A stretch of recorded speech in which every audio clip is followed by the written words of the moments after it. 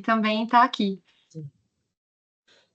todo mundo Normalmente o da pessoal faculdade. se apresenta, tipo, é mais uma roda de conversa, ou a ideia é eu contar o que eu preparei? Como que vocês organizam normalmente? Boa.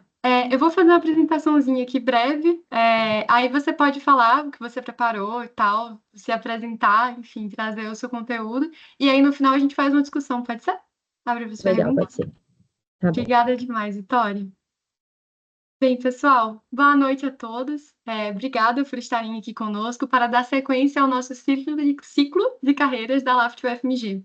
Para quem não sabe, a LAFT é um projeto vinculado à Faculdade de Direito da UFMG e nós gostamos de nos conceber como uma plataforma.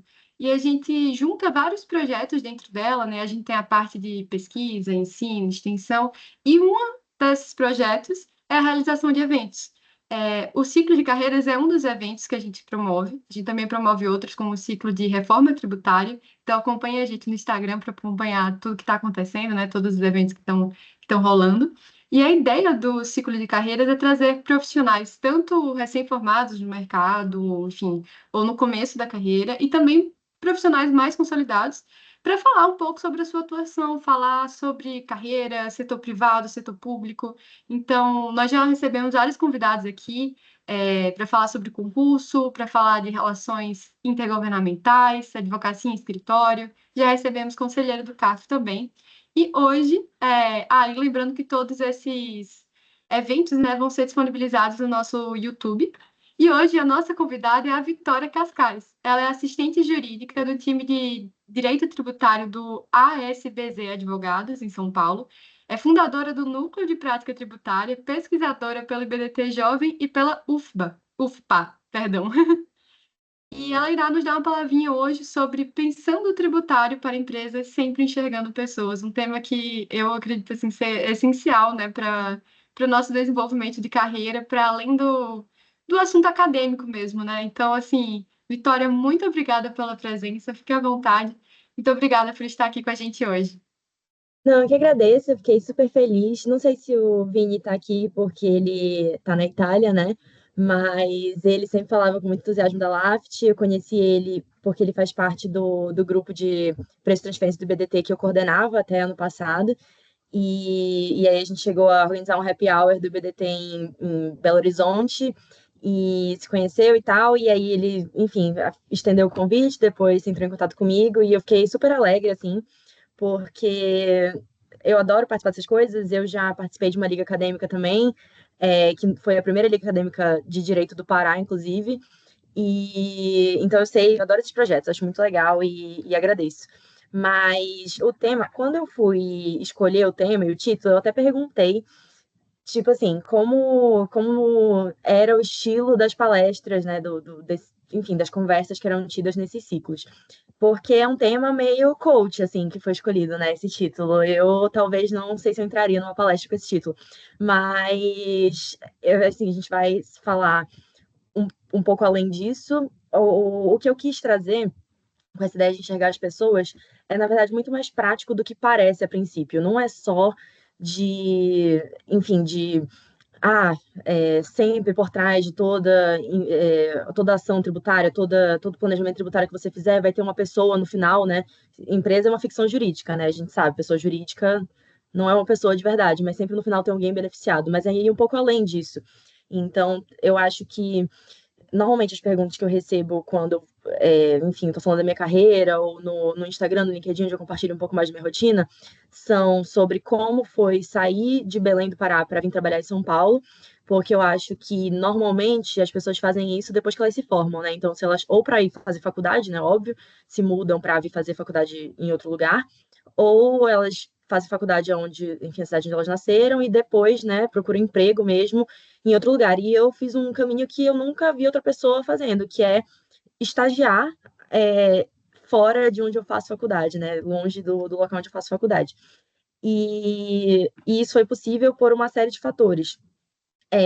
Primeiro, porque a gente estava em pandemia, então era um momento em que estava muito propício para você fazer qualquer coisa à distância. Eu entrei na faculdade em 2019, então ainda tive ali um ano inteiro na normalidade e depois veio a pandemia. E eu lembro que eu sempre, assim, desde o começo da faculdade, eu sabia que eu gostava de tributário. E eu não queria fazer direito, eu queria fazer engenharia civil. Então, quando eu entrei no direito, eu sempre falava que eu era de exatas e que eu estava ali meio que por pressão. E aí as pessoas respondiam, então vai para tributário, porque você gosta de número. E aí eu fui para tributário, porque eu gostava de número. Já no primeiro semestre entrei num grupo de pesquisa de uma liga acadêmica, né, que é a LAJUPA, e me apaixonei, então comecei a pesquisar em tributário. No segundo semestre comecei a estagiar em tributário lá em Belém, mas eu sempre soube que eu queria sair, que eu queria, primeiro porque eu queria trabalhar com internacional, e lá em Belém não tem oportunidade de tributário internacional, então eu sabia que eu tinha que sair da minha bolha. E aí eu comecei desde sempre a olhar vagas fora de Belém. E durante a pandemia, obviamente, tudo estava remoto. Então eu intensifiquei um pouco esse envio de currículo, etc.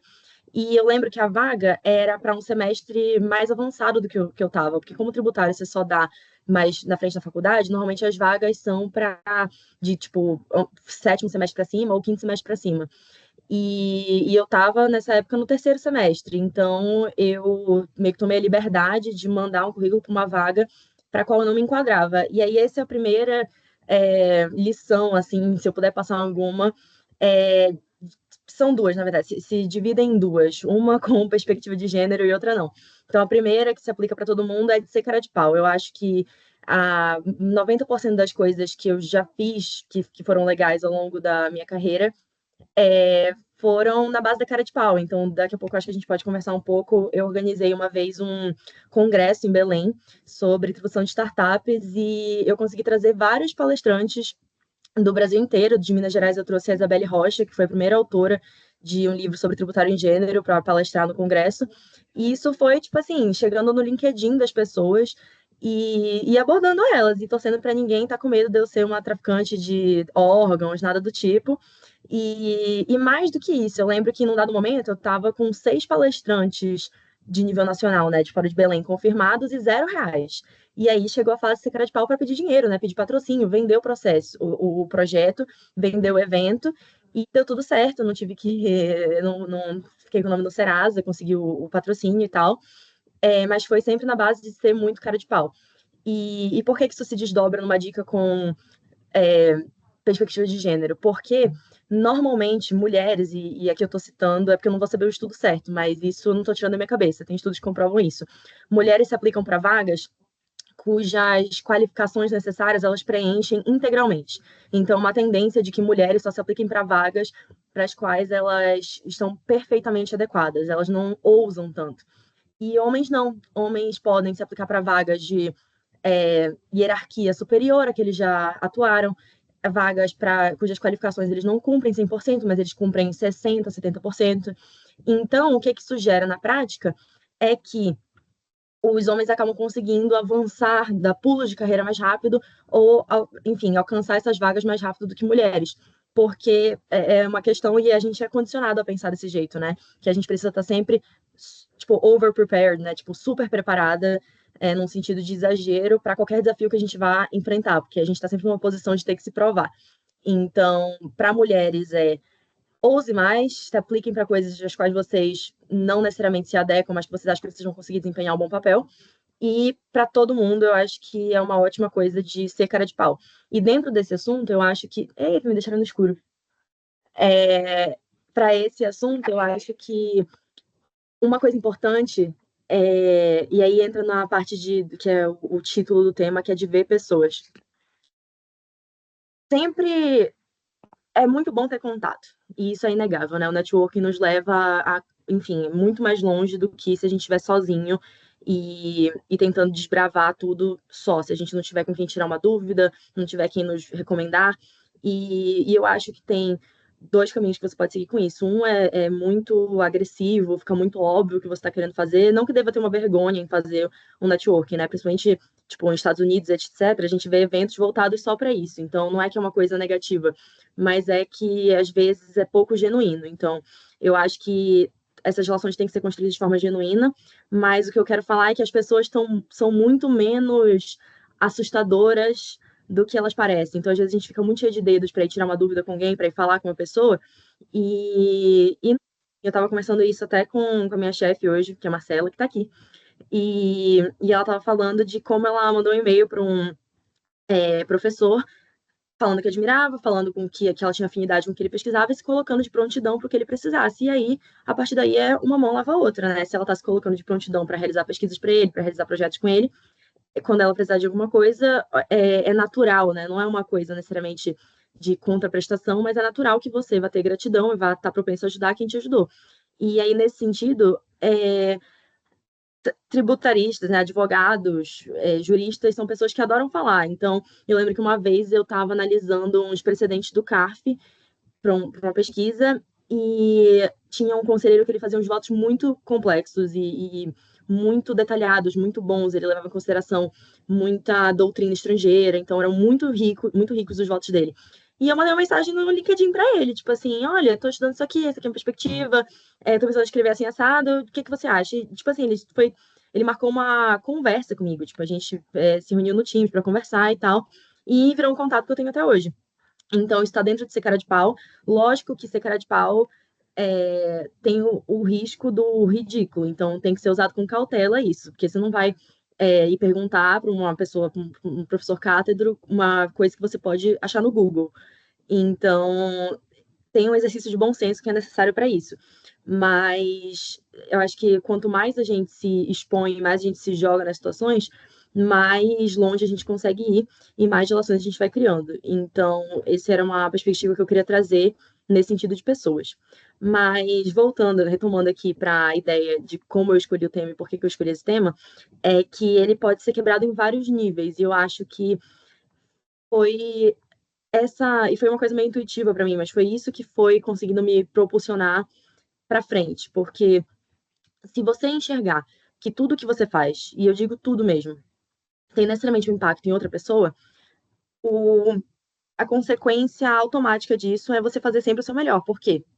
Se você fizer um trabalho tosco, alguém vai ter que corrigir, porque o trabalho não vai, assim, partindo da premissa de que você está trabalhando com pessoas sérias, né? Enfim, não é na faculdade. Se você fizer um trabalho em grupo e você fizer um trabalho tosco, alguém vai ter que cobrir para você. Então você vai estar necessariamente sobrecarregando outra pessoa. Se você fizer um trabalho tosco no seu estágio, porque você sabe o que seu chefe vai revisar, e não vai pegar nada para você, porque o sócio não vai ficar sabendo, você vai estar sobrecarregando o seu chefe. Então, alguém vai pegar a bola que você está derrubando. E então tem isso nesses níveis mais imediatos de ter sempre que olhar para o outro e ver as consequências das suas ações no outro. Tem sempre uma pessoa. E uma lógica que é importante de ter quando você está trabalhando no escritório, quando você está no seu estágio, é que nessa circunstância você tem dois clientes. Você tem o cliente final, então você tem que pensar sempre em tentar entregar o trabalho mais completo para o cliente, como se fosse você, o dono do escritório, né? Quando fala de sentimento de sócio, às vezes pode soar meio ridículo, meio ofensivo, porque por que que eu vou me dar tanta importância, ou por que que eu vou me cobrar tanto, sendo que eu não tenho essa experiência, sendo que eu não tenho a mesma remuneração que um sócio, por que que eu vou me dedicar tanto se eu não tenho a mesma contrapartida? Mas é no sentido de, primeiro, óbvio, reconhecer as suas falhas, né? Que você não vai conseguir entregar um trabalho tão pronto quanto uma pessoa que já tem mais experiência do que você, mas de dar o seu melhor sempre, de imaginar como se você estivesse entregando para o cliente. Mas o outro ponto que as pessoas esquecem é que o seu primeiro cliente, quando você não está já no nível de advogado, de sócio de escritório, é o seu chefe. Então, o seu cliente é o seu chefe. A pessoa que você tem que agradar, que você tem que impressionar, que você tem que atender as necessidades, porque no final das contas eu acho que o cliente se define dessa forma, a quem pertencem as necessidades que você quer atender. Primeiro é o seu chefe. Ele é a pessoa que você quer impressionar e é com ele que você vai mais longe. Então, entregar os trabalhos o mais redondos possível e sempre tentar ir além do que foi entregado, sempre tentar ir até o final das análises e até, enfim, na unha, nos detalhes, eu acho que, primeiro, é um exercício de empatia, por causa do que eu falei, porque se você, a gente se sente sobrecarregado enquanto estagiário, né? Enfim, é normal no direito. Eu acho que existe uma cultura que, por um lado, às vezes romantiza um pouco a sobrecarga, mas por outro lado é natural de prestadores de serviço que atendem a várias empresas, que trabalham com pessoas, que a gente tem um volume elevado de trabalho. E se a gente está sobrecarregado, o nosso chefe provavelmente está mais sobrecarregado do que a gente, porque ele não tem só o nosso trabalho para revisar, ele não tem só as nossas necessidades para ouvir, etc., ele tem pressão de muito mais pessoas para atender. E quanto mais velho a gente fica, mais pressão a gente tem, mais objetivos a gente tem, mais riscos a gente tem. Então, a primeira coisa é que é um exercício de empatia. E a segunda coisa é que o maior beneficiado sempre vai ser você, porque, primeiro, você vai ter uma pessoa que vai estar grata a você de alguma forma, que vai saber que pode contar com você e que pode te proporcionar para outros lugares, enfim, criando uma boa relação. E segundo, porque se você está fazendo isso para todos os trabalhos, ou para a maior quantidade de trabalhos que você conseguir, você vai estar adquirindo um conhecimento absurdo, né? Você vai estar se treinando para ser atento ao detalhe. E quando for sua vez de fazer, de chegar nos finalmente, de, enfim, tá já na última linha de revisão, ou se você abrir o seu próprio escritório, enfim, você vai estar já muito mais preparado, com muito mais bagagem. E eu acho que o esforço gera compreensão. E aí esse era um segundo ponto que eu queria trazer, que é que, e o escritório que eu tô agora, que é o SBZ, inclusive eu tô como assistente, isso é uma história boa da trajetória, assim, porque eu tô num limbo que acabou de ser resolvido, que era que eu já tinha concluído a faculdade, mas eu não conseguia me formar porque a faculdade estava em greve. Então não tinha técnico para emitir meu diploma. Mas, enfim, isso foi resolvido recentemente. Mas, enfim, o que eu ia falar é que o SBZ é um escritório que preza muito pela liberdade, por que as pessoas possam exercer a sua potência no seu ritmo e enfim, da forma como elas se sentirem melhor, porque a gente acredita muito enfim, que dando subsídio para as pessoas confiarem em si mesmas e seguirem seu potencial, elas vão desempenhar no seu máximo. E isso só é possível e só funciona no SBZ porque as pessoas que estão aqui dentro são pessoas com senso de autocobrança e de autorresponsabilidade. Porque se você der responsabilidade demais para o maluco, ele não vai entregar o seu trabalho, né? Então, eu acho que isso é uma coisa, uma noção que a gente precisa ter com a gente mesmo. Se é muito complicado esperar compreensão se você não está entregando o que você precisa entregar.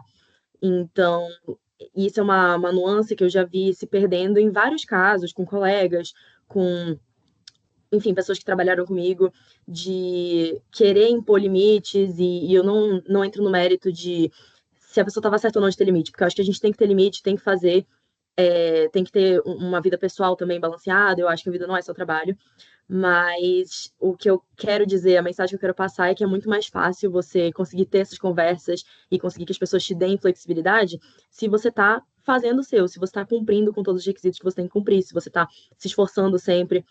E isso vale até para falhas, né? Uma pessoa que está constantemente, né, de uma forma consistente, entregando um bom trabalho, se esforçando, sendo compromissada, se ela errar, é uma falha, porque o padrão é se esforçar.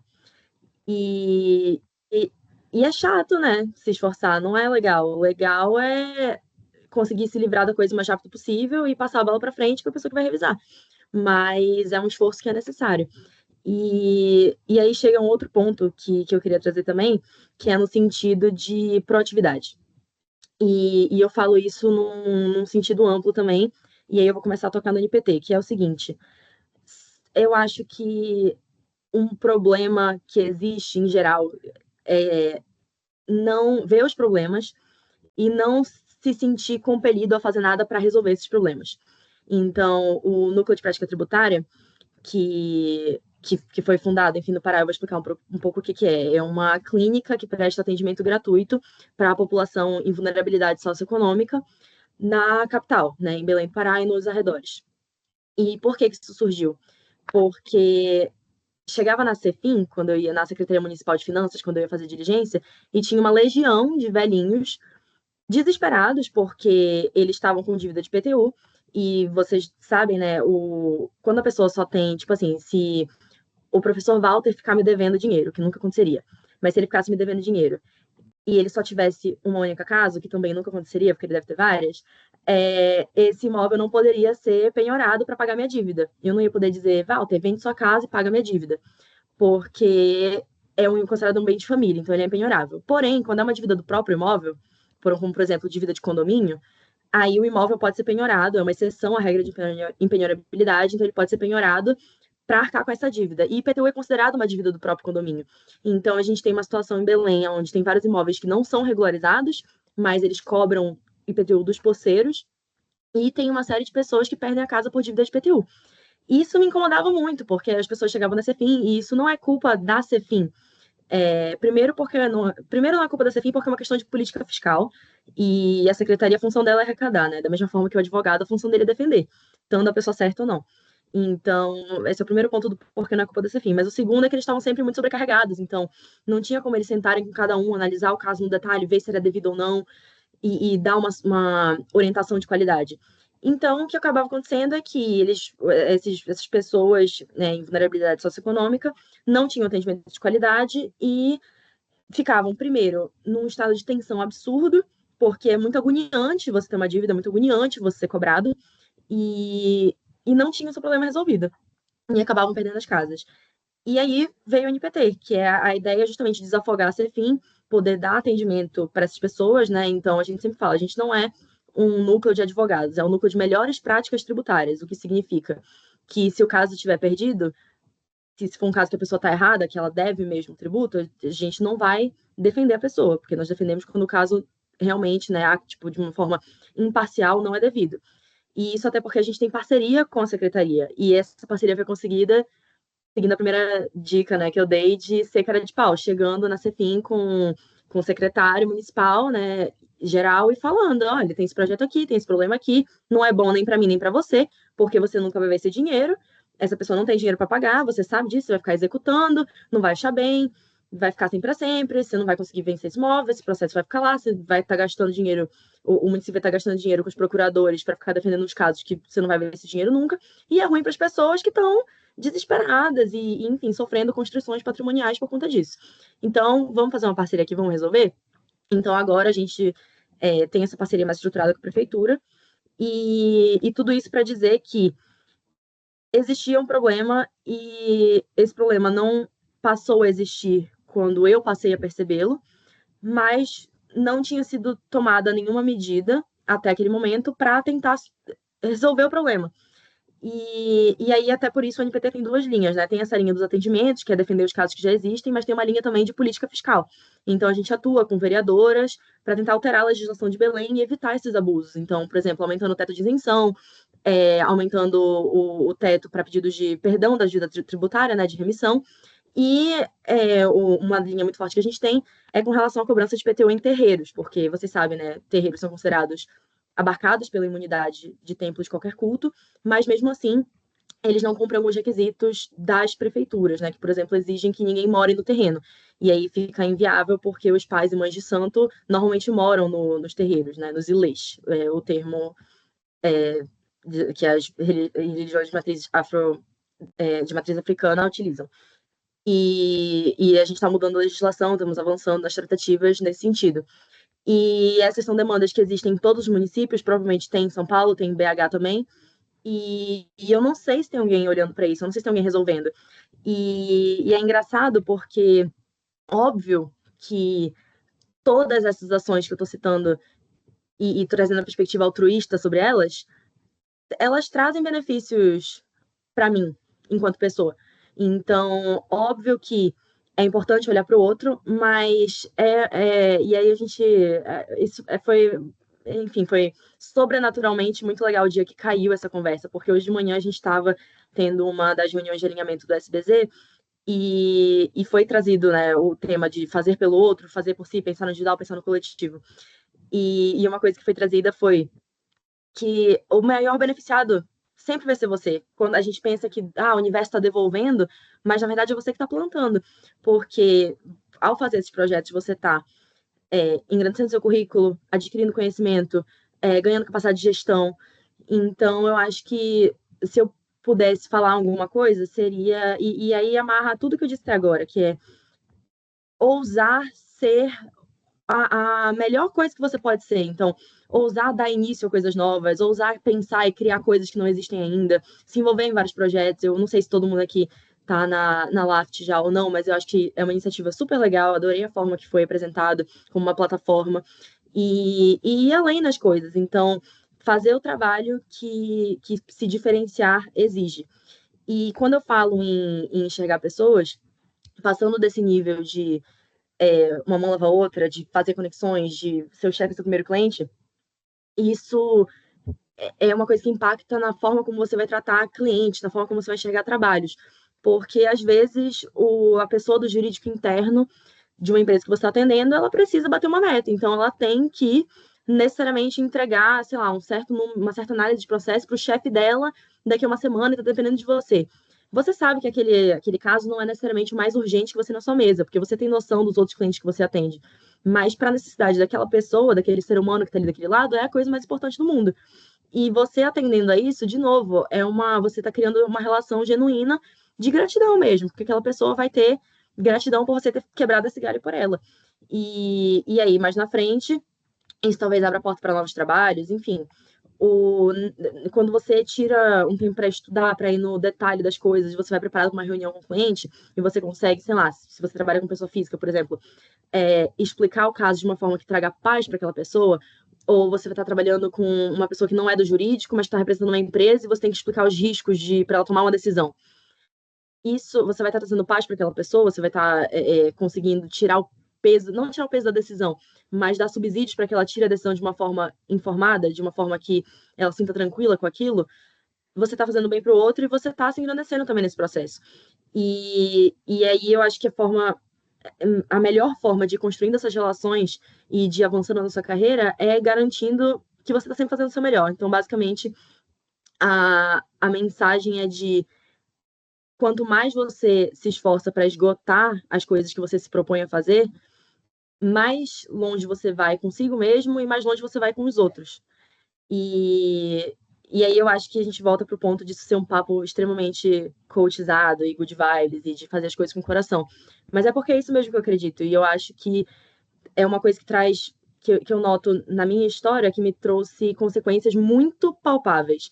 Então, por exemplo, eu ter organizado o evento que eu organizei em Belém, que foi, a princípio, também uma ideia que eu tive para conscientizar, porque lá em Belém, vocês sabem, né, tá dentro da Amazônia Legal, e estavam num boom na época, né, ainda deve estar, de green techs, então de startups voltadas para a Amazônia, para produtos amazônicos, etc. E eram pessoas que estavam tendo ideias geniais, normalmente voltadas à tecnologia e etc, para desenvolver a Amazônia, e que não tinham letramento tributário nenhum. Então, eram pessoas que cometiam erros crassos, que não sabiam estruturar, que estavam desenvolvendo marketplace, plataformas de intermediação, e não sabiam os riscos tributários disso, não sabiam os riscos trabalhistas disso. Então, a ideia do evento foi trazer um pouco de conhecimento para esses empreendedores, né? O público-alvo eram empreendedores. E isso, enfim, teve vários impactos. Teve impacto em captação de clientes, que a gente sabe que é uma coisa muito importante, muito difícil de ser feita. Teve impacto na conexão que eu fiz com esses professores, porque depois cheguei a escrever artigo com o professor, agora estou organizando um outro evento, para o qual fui convidada a organizar por conta de uma professora que eu tinha trazido para Belém, que ficou surpresa com a forma como eu conduzi o evento. Então, as portas, elas vão se abrindo e você tem que estar preparado para construí-las. Eu acho o caminho seria esse. Você constrói o caminho que você vai seguir e em decorrência disso, você pode ter mais ou menos portas nesse caminho que você está construindo, dependendo da forma como você leva as coisas. E acho que a mensagem principal era de que a empatia traz retornos. E aí, se você não quiser acreditar em energia, em, sei lá, alguma coisa kármica, por uma questão lógica mesmo, que foi o que eu expliquei, e que a forma mais fácil de chegar longe é com pessoas ao seu redor. Então, e para ter pessoas ao seu redor, isso exige proatividade, isso exige autorresponsabilidade e um autoconhecimento também, de reconhecer os seus limites, saber quando pedir ajuda. Então, basicamente, eu não sei se enfim, se vão ter perguntas, a gente continua a discussão, mas o que eu queria trazer hoje era isso. E eu acabei nem falando tanto da minha trajetória, mas enfim, não sei se você tem alguma dúvida. A forma como eu saí do Pará foi que eu contei, de ter me aplicado para um estágio, aí eu estagiei por 2 anos, cheguei a ser efetivada nessa empresa, depois recebi uma outra proposta, que foi para o escritório de Belo Horizonte, inclusive, e aí era esse o motivo de eu estar em Belo Horizonte na época que eu conheci o Vini, que foi que me levou agora a palestrar na Laft, então uma coisa vai levando a outra mesmo. E agora eu voltei para São Paulo depois de ter recebido outra proposta. Então, enfim, fico à disposição.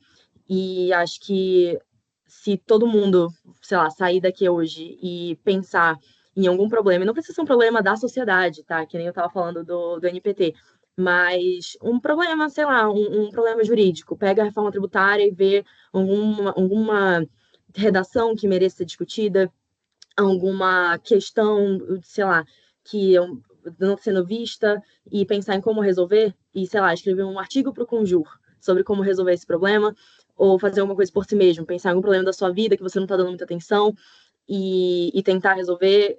É esse tipo de produtividade que eu tô falando e eu acho que só isso já vai fazer uma grande diferença. E sobre o ponto de problemas da própria vida, eu não sei se todo mundo aqui tem a mesma pira de planejamento que eu tenho, mas eu sou uma maníaca, assim, de planejamento, de planos para o futuro e do que eu pretendo fazer, onde eu pretendo chegar. E eu acho que ninguém deveria ser do mesmo nível que eu sou, mas é importante ter noção de onde você está chegando. Então, as dicas que eu dei hoje são bem voltadas para a advocacia privada. Mas é importante avaliar se o caminho que você está seguindo, onde é que você quer chegar, o que você quer fazer, que área você quer seguir, e adotar medidas nesse sentido. Então, isso não é o tema da palestra, mas eu acho que isso está dentro de coisas que você pode sair daqui e fazer para se tornar uma pessoa mais proativa, para tentar chegar mais longe. Eu acho que seria traçar um alto plano de carreira. Então, se você fosse contratado para gerir a sua vida, qual seria o plano que você traria para você mesmo? E é isso. Devolvo a palavra e, novamente, muito obrigada por terem enfim, permitido vir aqui compartilhar um pouquinho do que eu aprendi. Eu estou bem no início mesmo, como eu falei, acabei de me formar, mas com tributário especificamente eu já trilhei já tenho alguma estrada, porque eu comecei no início da faculdade. Então, agora que eu estou me formando com esse atraso da greve, já tenho quase 6 anos de experiência tributária. Mas é isso, gente.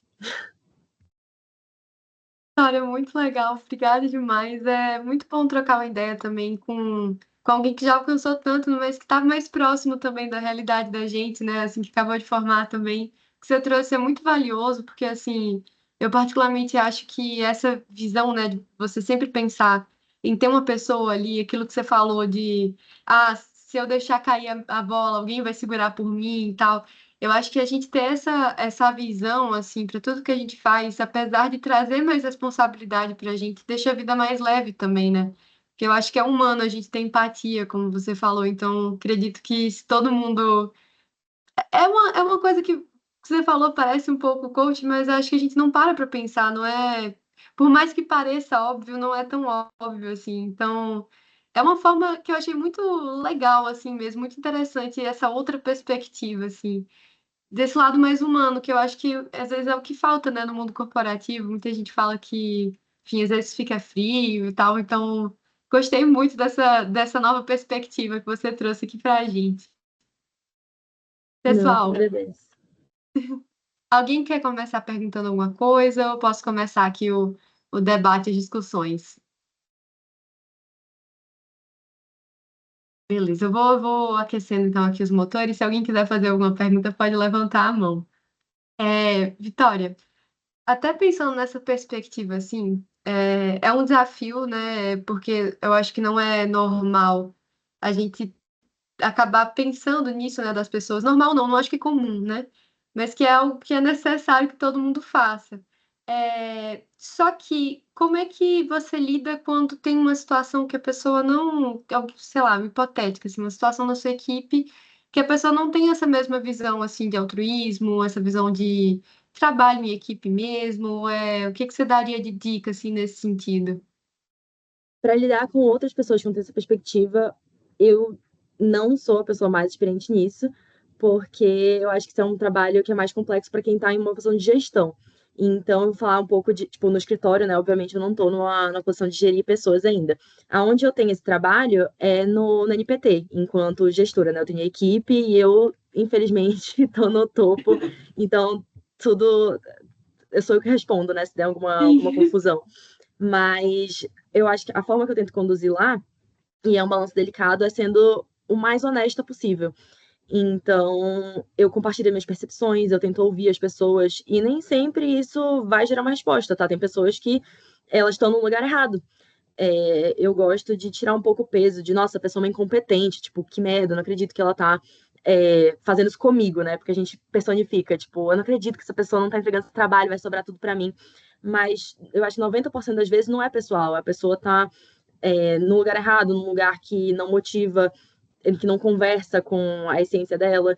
E ela precisa sair, né? Nesse caso, se ela não vai realmente entregar o máximo dela, se ela não vai conseguir responder, não vai conseguir atender as demandas, ela tem que sair. Aí ela vai sair porque ela vai perceber ou porque nós vamos fazê-la perceber, né, num caso mais extremo, com uma demissão eventual, enfim, com desligamento.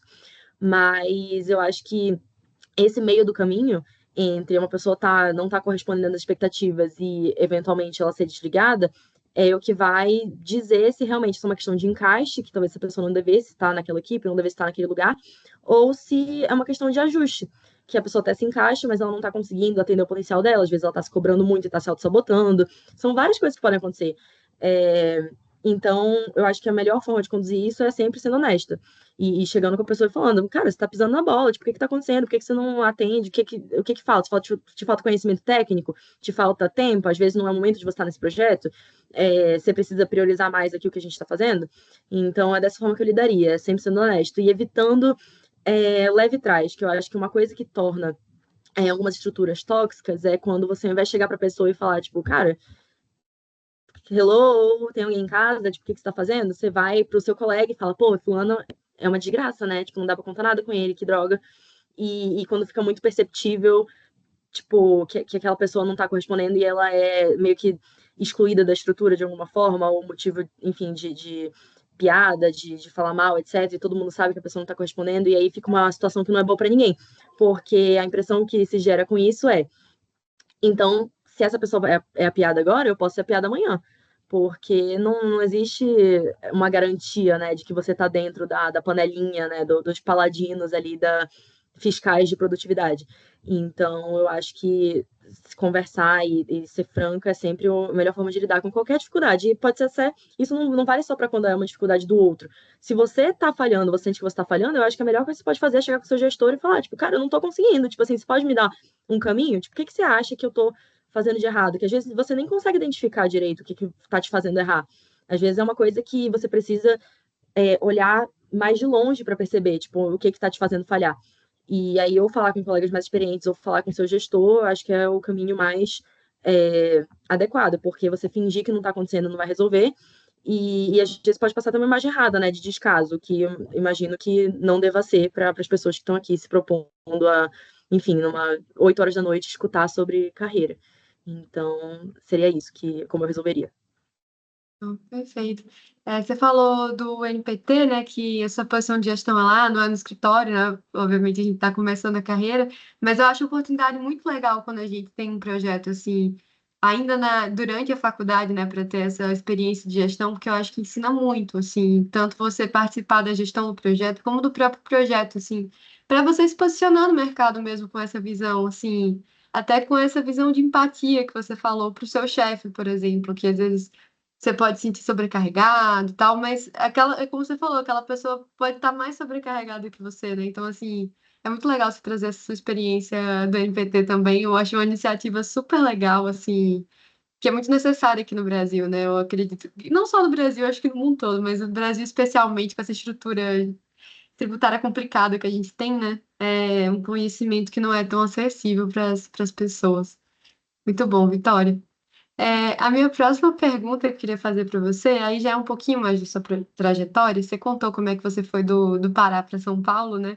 Bem inusitado, né? A pandemia, obviamente, foi um momento muito difícil, mas como tudo da vida que tem seu lado bom e seu lado ruim, trouxe oportunidades, né? Que antes a gente não vislumbrava, né? Antes da pandemia. Então, queria que você contasse pra gente qual foi, assim, o principal desafio que você sentiu nessa mudança, né? Que você já morou no Pará, já morou em São Paulo, já morou em Belo Horizonte. O que é que você acha que é de mais desafiador, assim? Eu também mudei, né, da minha cidade, vim pra cá, sei como é o desafio.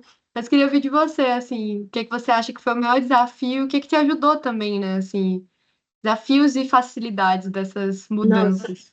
Tem muitas piadas que eu faria se não ficasse gravado aqui hoje. Mas os maiores desafios, o maior desafio em tudo, não só em se mudar, para mim, né, minha perspectiva, o maior desafio são sempre as pessoas. Qualquer ambiente que você chegue, que você vai ter que lidar com pessoas novas, é sempre um exercício de conhecer o outro, e de autoconhecimento. Então, você não sabe direito o que que ofende pessoas de uma outra cultura.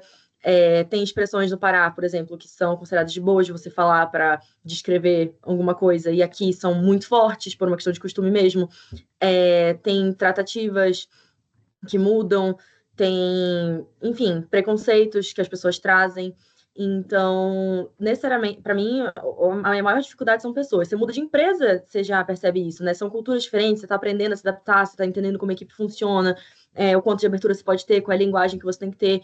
Eu sou uma pessoa que eu falo muito e eu falei altos palavrões aqui durante essa palestra, porque eu falo assim, se eu não puder falar assim, não vai funcionar, porque a minha cabeça funciona desse jeito.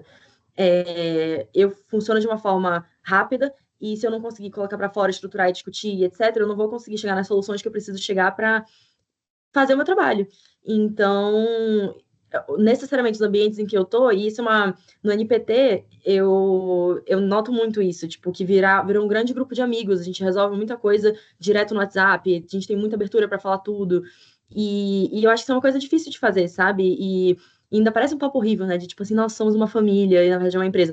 Mas não é isso, é porque realmente tem uma liberdade acima do normal. E claro que isso é ajudado pelo fato de que somos todos jovens, né? Mas até os professores participam, assim, das brincadeiras e tal. Então, eu acho que uma dificuldade é entender os seus limites, conseguir se limitar em prol do todo, então entender o ambiente que você está, entender o que que você vai precisar corrigir em você mesmo para se adaptar àquilo, quando for uma coisa produtiva, né? Porque a gente sempre aprende em qualquer adaptação, e, e aprender, né, no ambiente novo, a lidar com pessoas diferentes de você. Acho que é isso.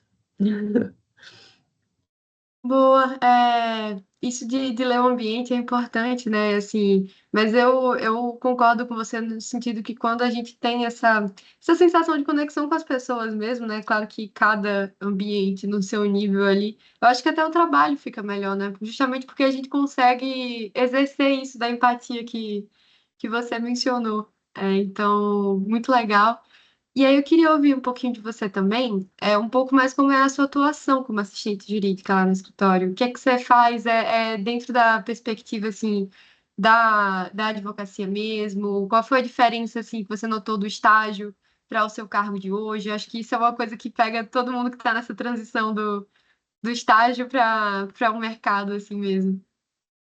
Eu acho que na prática o que eu vejo é que a gente vai se tornando advogado aos poucos. Então, eu acho que um quintonista já vai exercer uma função muito próxima do que um advogado júnior exerce, né? Se ele estiver fazendo um bom trabalho. Então, acho que é uma curva que ela vai crescendo naturalmente ao longo do tempo. Ah, não vai ter uma grande diferença de função de um advogado júnior para um bom quintonista. Ou talvez ele trabalhe mais horas, talvez ele ganhe mais responsabilidade, né? Mas o trabalho, a natureza do trabalho não vai mudar. E o que eu faço atualmente enfim, primeiro de escopo material, obviamente é tributário, e agora eu estou numa equipe em que eu estou trabalhando mais com tributário internacional, mas, enfim, já trabalhei com tudo. Eu gosto muito de indiretos, é, já atuei no contencioso, já atuei no consultivo, uma coisa que eu sempre fui muito preocupada, e aí entra no que eu mencionei de ser muito bizarra com o planejamento. Eu sempre quis ter uma experiência muito global no tributário, então isso foi uma coisa que eu me preocupei durante minha graduação. Então eu queria necessariamente ter uma experiência pró-fisco, e por isso eu fui estagiar na procuradoria.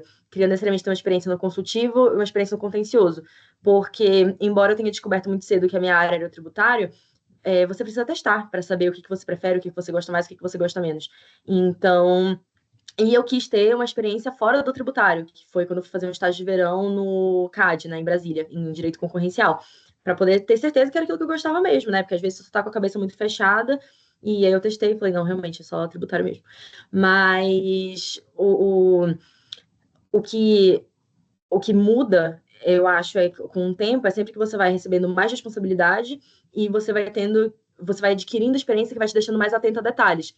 Então, se hoje eu pegar uma peça que eu escrevi um ano atrás, eu vou pensar em argumentos que eu não pensei naquela época, eu vou pensar em estruturas de frase, em formas de expor a ideia, em formas de, enfim, trazer, sei lá, visual law, etc., que eu não pensaria lá atrás. E isso é positivo, né? Isso não é porque o de lá de trás era falha.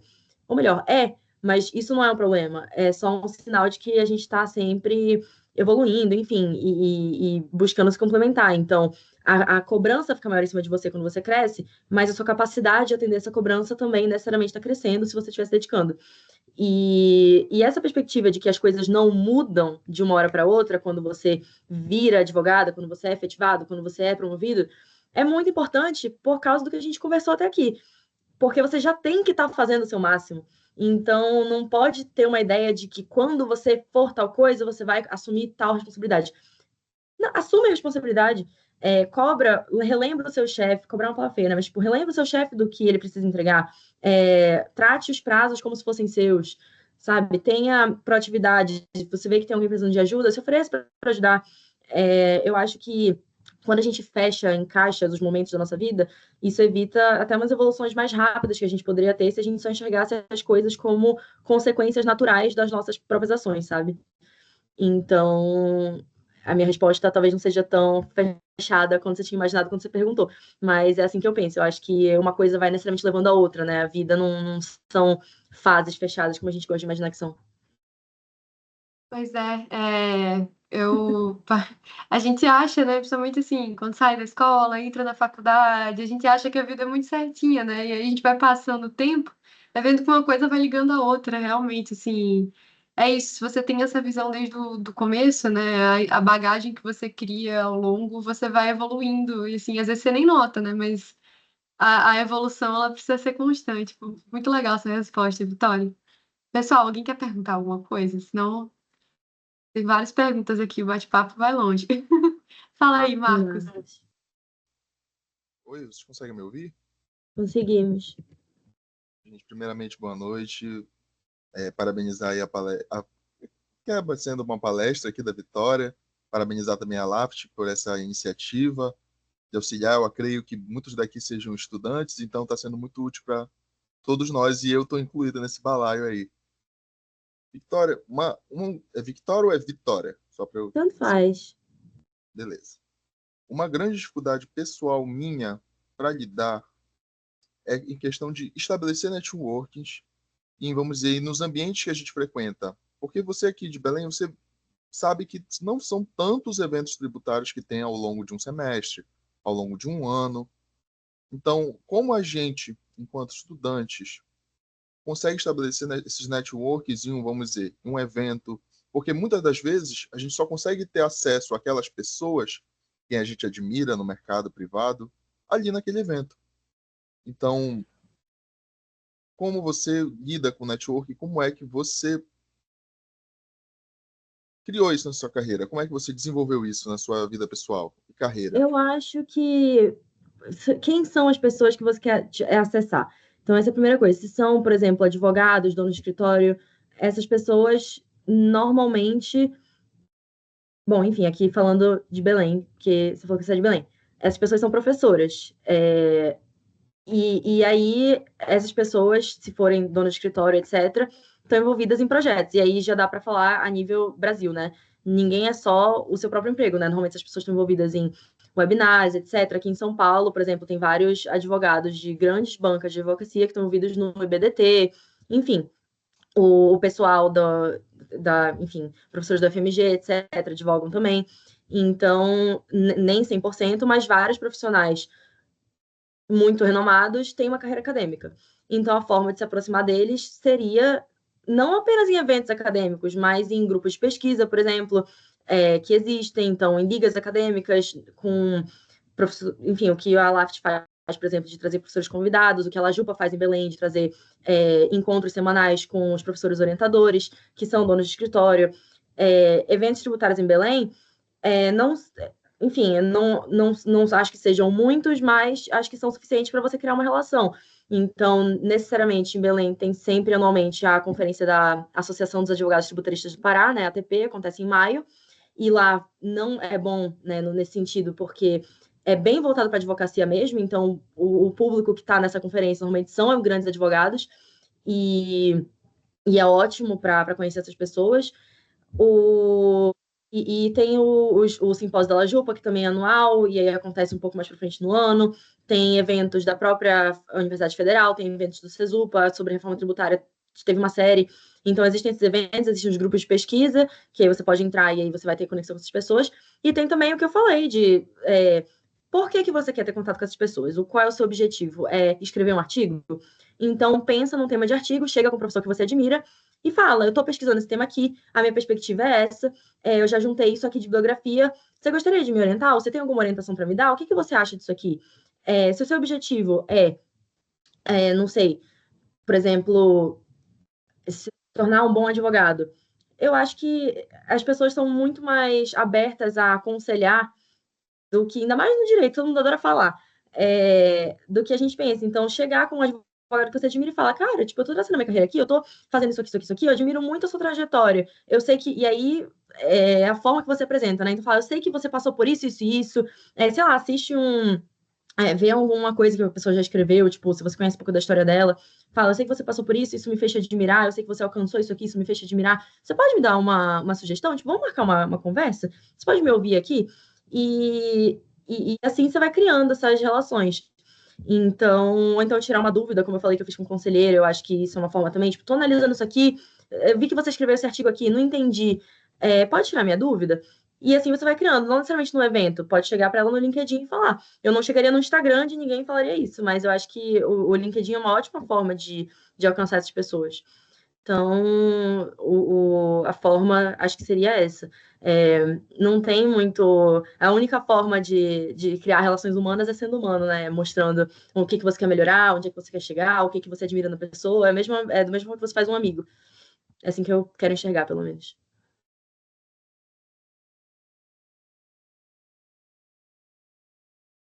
Legal, Vitória. E até disso, Marcos, tem alguns, só para contribuir um pouco também, tem algumas associações, alguns institutos que são nacionais, e aí você consegue estar dentro, assim, de comunidades também que conversam sempre ou trazem atualizações.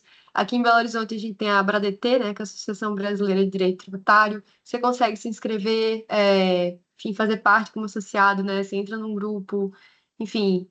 Tem congresso aqui e tal, mas tem um grupo no WhatsApp, tem eventos online, então, assim, eu acho que com a pandemia também teve essa oportunidade de a gente nacionalizar um pouco mais o que está acontecendo, às vezes, só no Sudeste, né? Às vezes acontece mais em São Paulo, mais em Belo Horizonte, mais no Rio, e eu acho que a pandemia, pelo menos, se tem alguma coisa de positiva que deu para extrair desse período, é essa nacionalização maior desses grupos, desses, enfim, conhecimentos. Então, acho que tem muita coisa que dá para aproveitar, assim, mesmo estando um pouco mais longe, né? Eu digo que eu sou de Maceió, também vim aqui para Belo Horizonte. Então, acho que a pandemia trouxe essa oportunidade também. Isso, concordo. Muito obrigado, gente. Obrigada a você pela participação. Alguém mais tem alguma pergunta, pessoal? Eu queria te perguntar mais uma coisa, Vitória. Sobre isso que você falou, até algumas dicas agora de como às vezes chegar na pessoa, né? Chegar em alguns professores. E você falou um pouquinho ali do bom senso, né?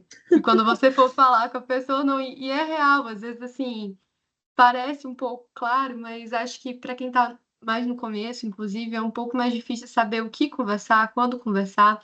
Então, o que que você poderia falar um pouco mais para a gente sobre esse balanço entre a cara de pau e o bom senso, assim? Acho que é uma coisa Eu interessante. acho que a primeira coisa é usar o Google, gente. Tem muita coisa no Google. Eu acho que, assim, isso resolveria 90% de todos os problemas da humanidade. Saber pesquisar antes de perguntar. Mas eu tô brincando, mas eu tô falando sério. Eu acho que quando você vai chegar para pedir ajuda, necessariamente a sua ajuda tem que ser uma coisa que aquela pessoa específica pode te dar. Então, uma coisa que você não conseguiria sozinho. E aí, a pesquisa entra tanto para evitar que você pergunte uma coisa idiota, quanto para te dar subsídios para sua pergunta. Então, é muito diferente você chegar e falar, fulano de tal, você pode me explicar sobre ágil? Uma pergunta genérica, tipo assim, como você explica sobre ágil, minha filha? Vai ler um livro. Tipo, é uma pergunta que não tem muito a ver, sabe? Agora, se você chegar e você falar, professor, eu já li isso aqui, esses materiais aqui, já analisei esses casos, fiquei com essa dúvida aqui, será que você pode me ajudar? é outro tom, entendeu? Mostra que teve um esforço da sua parte. Ou então é muito diferente você chegar e falar: olha, eu queria muito fazer um mestrado com você. Mas por que você quer fazer um mestrado? O que você quer pesquisar nesse mestrado? Qual é o seu objetivo? Por que comigo? O que na minha linha de pesquisa te interessa? Então, eu acho que o exercício de pesquisar, de se informar antes de falar com a pessoa, é porque as coisas não são um fim em si mesmo também. Às vezes a gente quer se aproximar de um professor que a gente admira muito, e a gente admira muito ele por ele ser quem ele é, né? Pelo nome. Mas a gente parou para ver mesmo quem ele é, quais foram as contribuições dele para o que a gente quer fazer. A gente admira muito a história de advocacia, mas por que a gente admira a história de advocacia? E aí é uma dica de entrevista também. Se você está querendo entrar num lugar, por que você quer entrar naquele lugar? E demonstrar que você conhece o local que você está entrando é super valorizado. Tipo assim, mostrar que você conhece as áreas de atuação, mostrar que você conhece os valores que eles tentam divulgar. Então, eu acho que isso é uma coisa muito importante, de se munir antes de falar. Eu acho que o bom senso vem disso, né, de informação.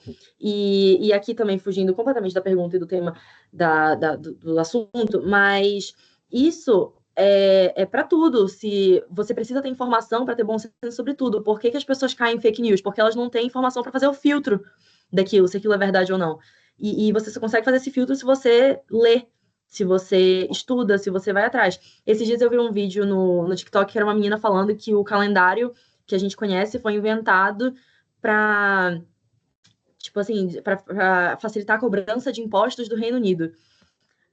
E, tipo, tem uma história a ver com isso, tá? Não foi por isso que foi criado, mas até hoje o calendário de cobrança tributária do Reino Unido não é, tipo, janeiro a dezembro, é, tipo, abril a dezembro. Enfim, eu vou fazer um vídeo sobre isso no Instagram, me sigam. Vicky Cascais, eu vou contar a história. Mas o ponto é que, quando eu vi isso, a primeira coisa que eu pensei foi: se isso fosse verdade, eu saberia disso, porque é uma história muito absurda. Então, eu já teria ouvido falar disso. E eu só posso. Isso não é. E sou arrogante, né? Falar disso. Se fosse verdade, eu saberia. Mas não é exatamente uma. Talvez seja. Mas não é para ser arrogante. É no sentido de que eu já estudei tanto isso que é natural que uma coisa que não é verdade me soa estranha. E aí vem a segunda parte, né? Eu não só confiei na minha intuição de que isso era mentira, mas eu fui olhar, fui pesquisar, fui ver de onde é que a menina tinha tirado isso. Porque normalmente a informação falsa, ela não é um completo absurdo, né? Ela é uma verdade torta. Então, você precisa estar atento a essas coisas. E é isso. Nossa, ainda mais agora com inteligência artificial, as pessoas, Pois é. nossa, deepfake, é muito complicado, às vezes até o que não soa estranho, né? O que não soa esquisito, às vezes é errado, né? A gente nem sabe. Então, assim, acho que ainda mais no mundo de hoje, pesquisar e a fundo, assim, é essencial. E conhecer também para onde você está aplicando, os seus interesses é um diferencial assim, que eu vejo que é importante mesmo. Só de adaptar o currículo, né? Até as pessoas às vezes até esquecem disso, né? Adaptar ali o currículo para aquela vaga específica. Enfim, são pequenas coisas, né, que a gente acaba aprendendo ao longo da trajetória da carreira, enfim, e que às vezes para a gente, enfim, a gente ainda está no começo, né? Mas algumas coisas que parecem muito claras, às vezes não são. Então é muito bom trazer esses pontos aqui, Vitória. Exato. Pessoal, alguém tem mais alguma dúvida?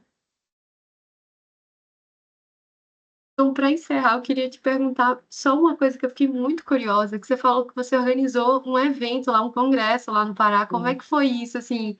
Como é que você chamou as pessoas? Você disse que estava sem dinheiro e depois conseguiu patrocínio. Conta um pouquinho mais pra gente como é que você Foi. conseguiu desenrolar isso. Então, foi assim. Primeiro, eu não foi meu primeiro evento. Então, a Lajupa, como eu falei, né, é uma liga acadêmica também, eu participava da gestão e com isso eu já tinha organizado eventos. Então, não estava sendo tão ousado assim de primeiro evento que eu vou fazer já vai ser com palestrante internacional e tal.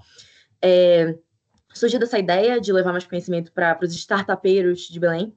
E, e aí assim, o que eu sempre penso para tudo que eu faço eu vou escrever, vou colocar no papel o meu sonho. Qual é a melhor coisa que eu posso alcançar com isso? E depois eu vejo a viabilidade do sonho. Então eu peguei um papel e coloquei os temas que eu achava que eram os mais úteis para essas empresas e quem eram as pessoas mais qualificadas para falar desses temas. E aí, se elas iam vir ou não tem como eu controlar isso, né? Então eu coloquei ali o meu sonho. E alguns deram errado, e outros deram certo, e foi um choque eles deram certo. Por exemplo, quem veio falar de plataforma de intermediação foi uma pessoa que trabalha no jurídico na área tributária do iFood, que é uma plataforma de intermediação. Então, não tinha uma pessoa melhor para vir ali e, assim, para conversar com empreendedores que estão abrindo plataformas dessa mesma estrutura. E ele topou na hora, assim, tipo, amou. Foi super legal a palestra dele, foi uma das melhores, assim. Então, eu cheguei nas pessoas, como eu falei, explicando o evento, eu tinha preparado um material falando da ideia do evento, falando da importância desse setor em Belém, como é que estava se desenvolvendo, etc. Então, mandei isso, né, para também não parecer uma pessoa aleatória, né, chegando, com licença, já ouviu a palavra do evento tributário em Belém do Pará? Então, tinha uma coisa estruturada já, tinha um plano. E aí, conforme as pessoas iam confirmando, quando eu ia falar com a próxima, eu já falava, olha, fulano de tal, está empresa tal, confirmou. Então, ou seja, não achei aqui meu currículo na rua também. Existe um projeto bom que está sendo formado. E aí foi pelo LinkedIn, as pessoas toparam, e aí eu tava sem dinheiro mesmo, eu fiquei, meu Deus do céu, tipo, vou ter que pegar um empréstimo para pagar a passagem das pessoas. E aí eu fui no escritório de advocacia e em algumas empresas, né, que eu sabia que apoiavam editais de startups para pedir patrocínio.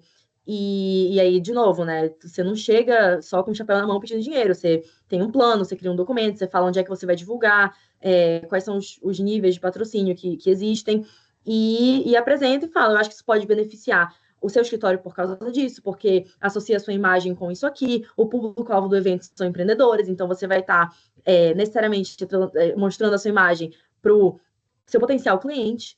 Então, é uma coisa legal de você, porque essas pessoas estão aprendendo sobre tributário, elas vão ficar com dúvidas, elas vão querer ter consultas, elas vão, enfim, querer entender a importância de um suporte jurídico. Então, é uma mina de oportunidades. E aí, mostrando isso, a gente não teve nenhuma negativa de patrocínio, tipo, foi uma coisa bizarra. As pessoas engajaram muito e assim, comparando com a receita de um escritório, você dá, tipo, R$ 1.000 para um evento, não tem tanto impacto. A gente fica sempre assim, tipo, ai, nossa, queria ser advogado logo e tal, mas ser estudante traz muitas vantagens, que é que você parece muito bonitinho pedindo dinheiro. Você sendo um advogado pedindo dinheiro fica meio ridículo, né? Mas você sendo estudante, é tipo assim, nossa, que fofo. Essa estudante aqui que faz um evento, é hora de pedir dinheiro agora mesmo. Para organizar as coisas, para fazer acontecer e tal, para seus projetos. E foi assim, e aí chegou no dia, foi uma catástrofe. Eu tive um burnout 2 semanas, uma catástrofe, o evento não, o evento foi ótimo, tá tudo no YouTube, se vocês quiserem ver, foi muito bom. Mas foi uma catástrofe pessoal minha, porque eu tava uma pilha, tava muito ansiosa, muito nervosa, eu tava organizando tudo. Eu tive um burnout 2 semanas antes, e, tipo, literalmente tava organizando tudo sozinha, tipo, eu não tinha ajuda. Só que aí aconteceu isso, né? 2 semanas antes, eu, tipo, eu tive uma crise de choro gigantesca, e aí as minhas amigas, que sempre são enfim, meu grupo de apoio, tomaram aquele projeto para elas também. Então aí deixou de ser uma coisa individual e aí começou a ser daí já um projeto em grupo. Então contei com ajuda e esse é um erro que eu cometi, porque eu deveria ter envolvido pessoas que me amam e pessoas que acreditam nesse tipo de coisa desde o início e não querido fazer tudo sozinha. Mas, enfim, foi assim que aconteceu. E aí, com o apoio delas, deu tudo certo e foi isso. Mas legal, né? O poder da equipe, assim, é um grande poder, É, né? A exato. gente costuma falar que, por exemplo, três cabeças pensam muito melhor do que uma só, né? E até que tenha uma gestão ali principal, você saber delegar, você saber, enfim, montar as coisas em equipe, além de te ajudar, né? Fica muito mais gostoso você sentir ali uma conquista de um grupo, né? Assim, Sim. mas, tipo, parabéns também pelo desenvolvimento, assim. É impressionante você ter conseguido, assim, fazer grande parte em grande parte sozinha, ter conseguido concretizar isso, né? Porque, assim, eu acho que muitas vezes a gente pensa, eu queria muito que acontecesse tal coisa na minha cidade, por exemplo, que tivesse tal oportunidade, mas eu acho que justamente quando a gente vê que não tem necessariamente essa oportunidade, é um campo fértil, né? É um campo fértil para a É, gente começar pô, ali. a gente tem tudo, é só querer, sabe? Eu acho que tem que mais. Foi o que eu falei no começo, falta proatividade para enxergar que um problema existe e ir lá e resolver o problema. Tipo assim, ninguém tá fazendo, vai lá e faz. Então, oxe, sabe? Eu sempre, uma coisa que eu falo muito no NPT é assim: você se vira, velho, você não é jabuti. Tipo, você tá incomodado com isso, então resolve. Eu acho que é meio isso, tem que ter iniciativa e ousadia mesmo, assim, de meter a cara e se receber um não, não, você já tem. Tipo assim, ninguém vai rir de você. Quem ri de você é que você não tá fazendo. Então. E é isso. Vitória, boa demais essa conversa. Pessoal, Ah, eu alguém quer fazer adorei. mais alguma contribuição? Eu acredito que a gente pode passar para o encerramento. Obrigada demais. Quando você vier aqui para Belo Horizonte, estamos de portas abertas, viu? E Ai, que online legal. também. Vamos marcar aí. E, Vitória, obrigada demais por todas as dicas. Enfim, acho que deu para extrair muita coisa, apesar de você ter começado falando que seria meio coach, eu acho que foi muito prático mesmo, assim, também. Tiveram conselhos, né, mais, enfim, abertos também, mas quando a gente para analisar, são coisas muito práticas que às vezes a gente não lembra no dia a dia, né? Então é sempre bom relembrar e trazer isso à tona. Obrigada demais pela conversa. Obrigada pelo Pessoal, convite, adorei. Tchau, pessoal. obrigada. Pessoal, obrigada pela presença de vocês também. Tchau, tchau. Boa noite e vamos gravar, colocar a gravação lá no Instagram, tá? Acompanhem a gente lá no nosso Instagram para verem os próximos eventos que vão acontecer também. Tchau, tchau, galera. Boa noite.